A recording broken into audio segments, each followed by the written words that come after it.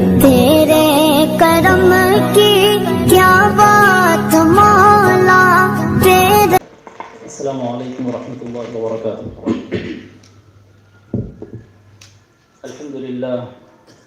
الحمد للہ رب العالمین والصلاة والسلام علی سید الانبیاء واشرف المرسلین وعلى آلہ الطیبین الطاہرین واصحابہ الاکرمین الافضلین وعلى من والاهم وتبعهم بإحسان اجمعین الی یوم الدین.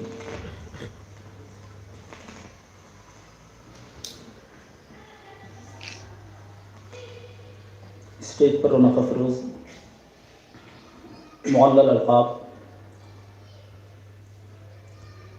قابل صد احترام حضرت شیخ الجامع صاحب قبلہ دامت برکاتہم العالیہ، شیوخ عظام، اساتذہ کرام، طلبہ عزیز، بزرگوں اور دوستوں، احقر کے مقالے کا عنوان ہے اسلام اور تصور جمہوریت. یہ ایک حقیقت ہے کہ انسان کی فطرت میں تمدن و شائستگی وضعیت کی گئی ہے، لہٰذا دوسرے حیوانات کے برعکس انسان ایک دوسرے کے ساتھ مل کر رہتے ہیں.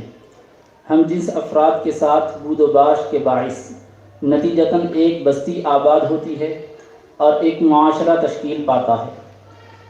جیسے جیسے بستی کے آباد کاروں کی تعداد بڑھتی جاتی ہے، یہ آبادیاں دیہات و شہر کی حیثیت پاتی ہیں.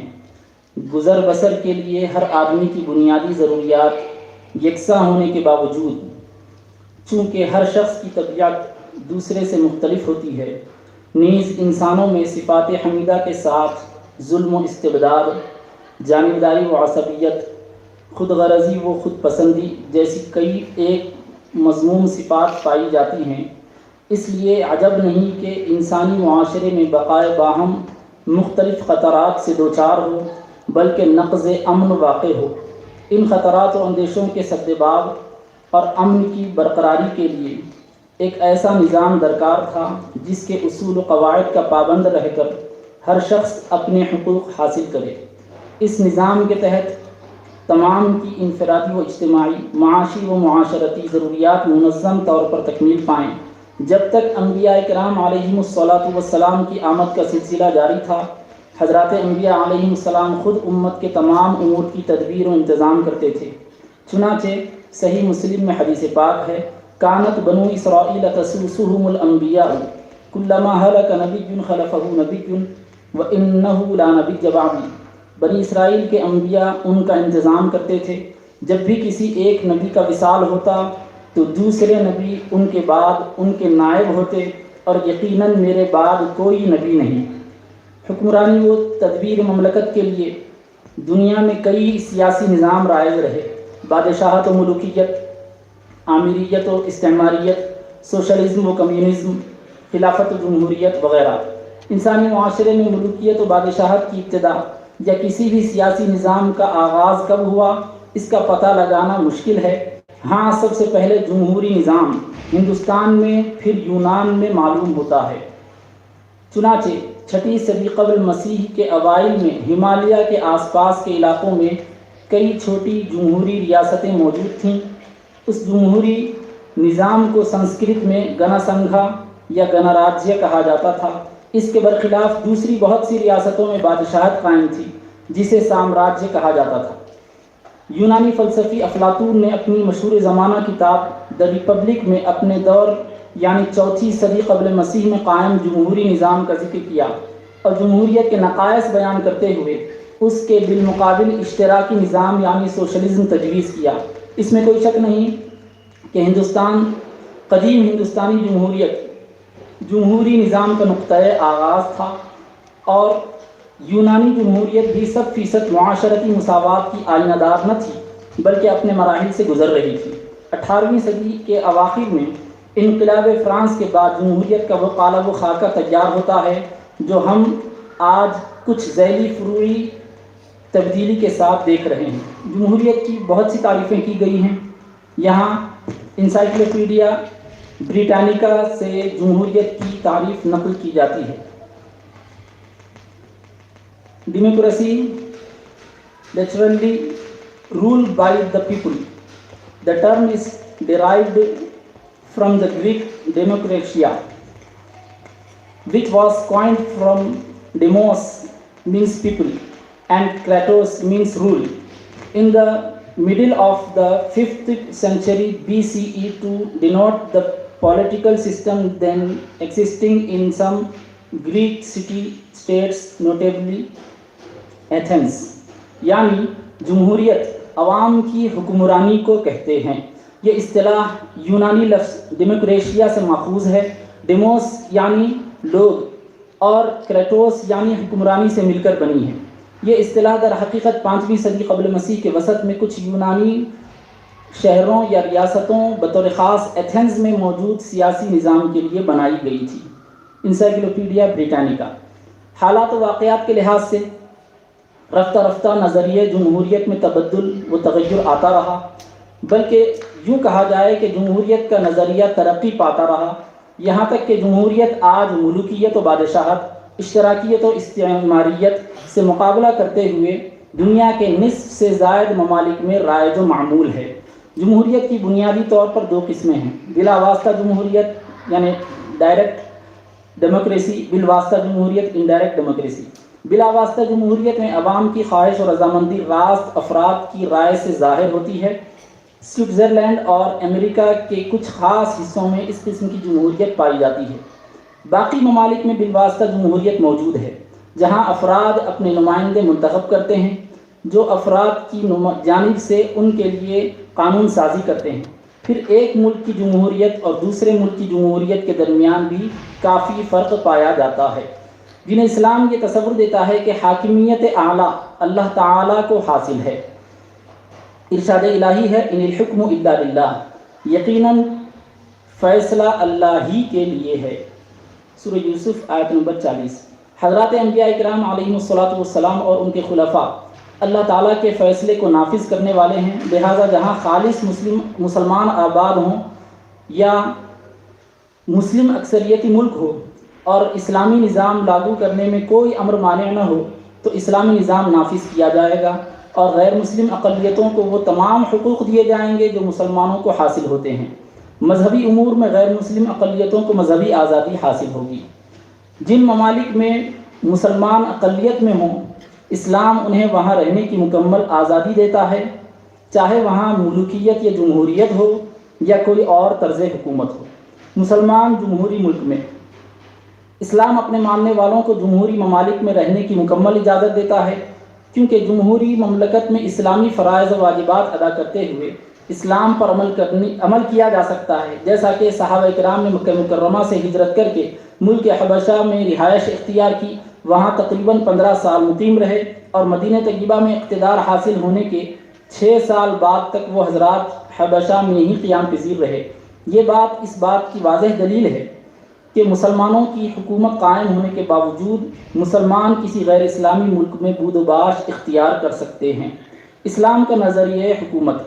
दीन इस्लाम में हुक्मरानी का मकसद नेकियों का हुक्म देना, बुराइयों से रोकना और अदल इंसाफ कायम करना है और हुक्मरान का इंतखाब बाहमी मशवरे से तय पाता है। इरशाद इलाही है, वशाविरहुम फिल अम्र, उमूर ममलकत में उनसे मशवरा लीजिए। नीज़ इरशाद फरमाया, व अम्रुहुम शूरा बैनहुम, उनका काम उनके आपसी मशवरे से है। जिस अहद में नबी अकरम सल्लल्लाहु अलैहि वसल्लम की बिअसत हुई, उस वक्त सारी दुनिया में बादशाहत का दौरा था। फ़ारिस और रूम, चीन और हिंद, मिस्र और यमन में मुल्कियत ही कायम थी। जज़ीरा अरब में कबायली निज़ाम राइज था। कबायली सरदारी हो या मुल्कियत व बादशाहत, दोनों में तवारुस मुसल्लम है। बादशाहत और सरदारी नस्लन बाद नस्लिन मुंतकिल होती रहती थी, लेकिन नबी अकरम सल्लल्लाहु अलैहि वसल्लम ने शाही निज़ाम को पसंद नहीं फरमाया। इसके बरअक्स आपने खिलाफत का तसव्वुर दिया। अपने बाद ख़ानदान से किसी को अपना नायब मुकर्रर न फरमाकर और किसी को खलीफा नामज़द न करके बतला दिया कि इस्लाम जो नज़रिए हुकूमत पेश करता है उसमें तवारुस की कोई जगह नहीं, बल्कि इस्लाम सलाहियत और सालिहियत को अहमियत देता है। खुलफाए राशिदीन का तकर्रुर विरासत की बुनियाद पर यह इस्तिबदाद और ख़ुद मुख्तारी से नहीं हुआ, बल्कि आम मुसलमानों के कबूल करने से और मुहाजिरीन और अंसार की राय से हुआ। انصار و مہاجرین ارکان خاص اور عامۃ المسلمین ارکان عام کے درجے میں تھے۔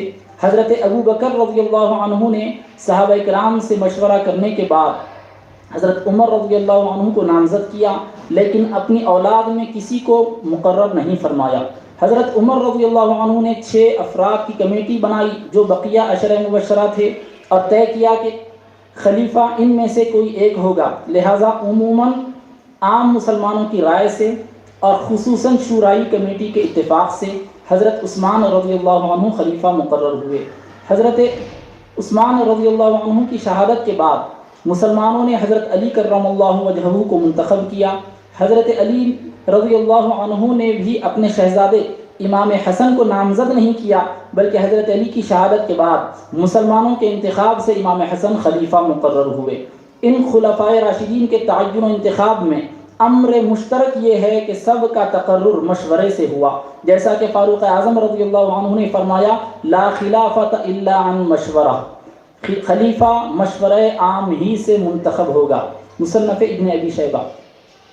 اس انتخابی عمل کے ذریعے ایک طرف ملوکیت و بادشاہت سے گریز کیا گیا تو دوسری طرف ایسا طرز انتخاب اختیار کیا گیا جو جمہوری نظام سے ہم آہنگ ہے۔ خلفائے راشدین کی 30 سالہ حکومت خلافت اعلی منہاج النبوت تھی۔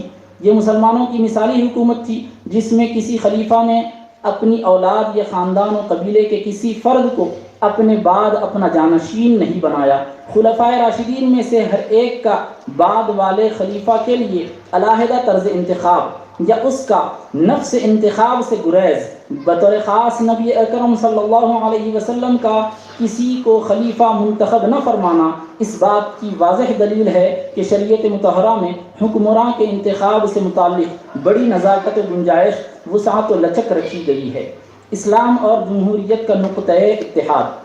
اسلام اور جمہوری نظام دونوں ایک دوسرے سے ایک گنا مطابقت و ہم آہنگی رکھتے ہیں۔ جمہوری نظام میں افراد کو اہمیت دی گئی ہے اور اسلام بھی افراد کی حیثیت کو نظر انداز نہیں کرتا۔ اسلام اور جمہوریت دونوں اس بات کا تیقن دیتے ہیں کہ طاقت چند اشخاص یا کسی گروہ کو حاصل نہ ہوگی، نیز دونوں افراد کے یعنی جمہوریت اور اسلام دونوں افراد کے بنیادی حقوق کو تسلیم کرتے ہیں۔ حق مساوات۔ جمہوری نظام میں تمام افراد برابر ہوتے ہیں، اس میں کوئی نسلی امتیاز یا لسانی فرق روا نہیں رکھا جاتا، اور اسلام بھی تمام افراد کی مساوات کا تصور دیتا ہے۔ امیر و فقیر، شریف و وضیع، قریب و بعید، حاکم و محکوم سب اسلام میں یکساں ہیں۔ چنانچہ حدیث پاک ہے الناس بنو آدم و آدم من تراب، تمام لوگ آدم کی اولاد ہیں اور آدم مٹی سے پیدا کیے گئے ہیں علیہ الصلاۃ والسلام۔ نیز ارشاد نبوی ہے الناس مستوون کاسنان المشط، سارے انسان کنگھی کے دندانوں کی مانند برابر ہیں۔ یہ حدیث شریفہ مسند احمد اور الکنا والاسماء للدولابی میں موجود ہیں۔ لہذا اسلام کے مطابق تمام حقوق میں سارے لوگ برابر ہیں، سب کی ذمہ داریاں یکساں و مساوی ہیں۔ البتہ دیانت و تقوی کی بنیاد پر بعض امور میں ترجیح دی جائے گی، جیسا کہ حدیث پاک ہے الا لا فضل لعربی علی عجمی ولا لعجمی علی عربی ولا احمر علی اسود ولا اسود علی احمر الا بالتقوی۔ سنو، کسی عربی کو کسی عجمی پر فضیلت حاصل نہیں، نہ کسی عجمی کو کسی عربی پر، نہ کسی سرخ کو سیاہ پر فوقیت حاصل ہے، نہ کسی سیاہ کو سرخ پر۔ فضیلت کا معیار تقوی ہے۔ آئین و قانون کی بالادستی۔ جمہوریت میں قانون کو بالادستی و تسلط حاصل ہوتا ہے، کوئی شخص قانون کے دائرے کے باہر نہیں ہو سکتا۔ اسی طرح اسلام قانون کی حکمرانی کو لازمی گردانتا ہے۔ چنانچہ ایک بات کے سلسلے میں خلیفہ دوم فاروق اعظم اور ابی بن کعب رضی اللہ عنہما کے درمیان نزاع ہوا۔ حضرت زید بن ثابت رضی اللہ عنہ کی عدالت میں مقدمہ پیش ہوا۔ جب یہ دونوں حضرات ان کے پاس آئے تو جسٹس زید بن ثابت رضی اللہ عنہ نے حضرت عمر رضی اللہ عنہ کو اپنی نشست پر بیٹھنے کے لیے کہا۔ حضرت عمر نے فرمایا ھذا اول جورک، یہ تمہاری پہلی بے انصافی ہے جو تم سے اس مقدمے کی سماعت میں صادر ہوئی، مجھے اپنے فریق کے ساتھ بٹھاؤ۔ پھر حضرت عمر اپنے فریق کے ساتھ بیٹھ گئے۔ مسند ابن جعد۔ معرکہ اجنادین میں عیسائی لشکر کے سپہ سالار نے ایک غسانی شخص کو بطور جاسوس مسلمانوں کے لشکر میں ان کے حالات دریافت کرنے کے لیے روانہ کیا۔ جاسوس کا بیان الفضل ما شہدت بہ الاعداء کا مصداق ہے، کہتا ہے یہ رات میں عبادت کرنے والے لوگ ہیں، عبادت میں منہمک رہتے ہیں اور دن میں شہسوار ہیں، اگر ان کا بادشاہ چوری کرے تو وہ اس کے بھی ہاتھ کاٹ دیں گے اور زنا کرے تو اسے بھی رجم کر دیں گے۔ تاریخ دمشق ابن عساکر۔ حاکم و محکوم کے درمیان مساوات۔ جمہوری نظام میں حاکم ملک کا مالک و مختار نہیں بلکہ عوام کا ملازم اور ان کے لیے جواب دہ ہوتا ہے۔ اسی طرح اسلام محمود و ایاز کو ایک صف میں کھڑا کرتا ہے۔ حاکم ملک کے خزانے میں بے دریغ نہیں لٹا سکتا، نہ اسلامی نظام میں خلیفہ کو ترجیحات حاصل ہوں گی۔ حضرت ابو بکر رضی اللہ عنہ نے بحیثیت خلیفہ پہلا خطبہ دیا تو فرمایا مجھے تمہارا خلیفہ مقرر کیا گیا ہے اور میں تم سے بہتر نہیں ہوں، اگر میں اچھا کام کروں تو میری مدد کرو اور اگر میں ٹیڑھا ہو جاؤں تو مجھے سیدھا کر دو۔ طبقات ابن سعد۔ عراق و شام کی فتح کے بعد وہاں کے اموال کے متعلق جب صحابہ کرام کی آراء مختلف ہوئی تو خلیفہ وقت حضرت عمر رضی اللہ عنہ نے فرمایا فإنی واحد کأحدکم وانتم اليوم تقرون بالحق خالفنی من خالفنی ووافقنی من وافقنی ولست اريد ان تتبعوا هذا الذي هوایا۔ یقیناً میں تم میں سے ایک کی مانند ہوں، آج تم طریقہ حقہ پر قائم ہو کر اس کا اعتراف کر رہے ہو۔ جس نے میری رائے سے اختلاف کیا اسے اختلاف کا حق ہے اور جس نے موافقت کی اسے موافقت کا حق ہے، اور میرا مقصد یہ نہیں کہ تم میری رائے اور خواہش پر عمل کرو۔ کتاب الخراج ابی یوسف۔ مذہبی آزادی کا حق۔ جمہوریت میں ہر شخص کو مذہبی آزادی کا حق حاصل ہوتا ہے، کسی شہری کو کوئی مذہب اختیار کرنے یا تبدیل کرنے پر مجبور نہیں کیا جا سکتا۔ اسی طرح اسلامی نظام میں مکمل مذہبی آزادی حاصل ہوتی ہے۔ ارشاد الہی ہے لا اکراہ فی الدین، دین میں کوئی جبر و اکراہ نہیں۔ اظہار رائے کا حق۔ جمہوری نظام میں ہر شخص کو اپنی رائے ظاہر کرنے کا حق حاصل ہوتا ہے، یوں ہی اسلام میں اظہار رائے کی آزادی حاصل ہے۔ ارشاد الہی ہے ولا تکتموا الشہادہ، گواہی مت چھپاؤ۔ نیز برائی کو روکنے کے 3 درجات میں دوسرا درجہ زبان سے روکنا ہے۔